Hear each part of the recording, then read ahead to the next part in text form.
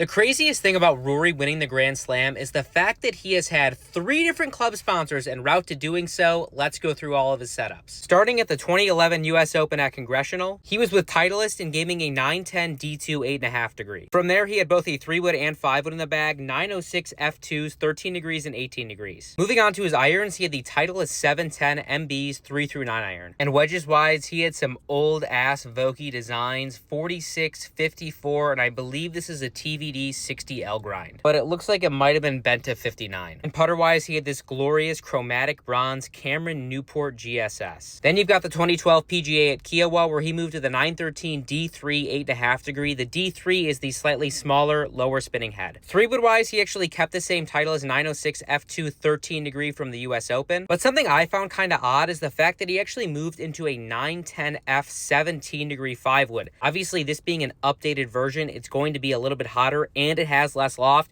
Usually you rarely see guys with a lot of speed going for clubs that are hotter, specifically in a higher lofted wood. Then irons wise, he moved into the next gen 712 MBs from Titleist. But what's interesting here is in 2012, he actually switched to Project X 7.0s from the 6.5s previously. Wedges were Vokey SM4s 46, 54, 60 with that same Cameron GSS Newport. Something worth noting is after the second leg of the Grand Slam, Scotty Cameron actually released an inspired by Rory McIlroy Newport that you could have bought. But moving on to leg number 3, the Nike Golf Era. I can't even believe this shit was real. A VRS Covert 2.0 Tour 8.5 degree driver. Then the 3-wood was actually the OG VRS Covert 15 degree, not the 2.0. And while Rory normally plays a 5-wood, he actually played a 2-iron this week, a Nike MM Proto. Here's a better look at it. MM stands for Modern Muscle. Irons are actually some of the sexiest of all time. The VR Pro Blades 3 through 9 iron. And then he had the Nike VR Forged in the wedges 47, 54, 59. And then putter wise, you had another butte, the Nike Method 006, which again was a putter that you could have actually bought in a limited release, and it was kind of a joke of a price looking back. It was $450. Now the 006 might sound a little familiar. It's because this was essentially Nike's way of copying the Scotty Cameron 009. And finally, we shall exit stage left with the 2025 Masters, where he won with the TaylorMade QI10 Core Dot 9 degree set at 8.25. The Dot is a slightly lower spinning version of the normal core head. QI10 3-wood and 5-wood, T7 64 iron, Roar's Proto Blades 5 through 9 iron, MG4 46, 50, 54, and 60 bent to 61. Of course, the torch finish Spider Tour X. And probably the most intriguing change is the fact that he is now playing a higher spinning golf ball after almost always exclusively playing a lower spinning golf ball. This is what it took to win the Masters.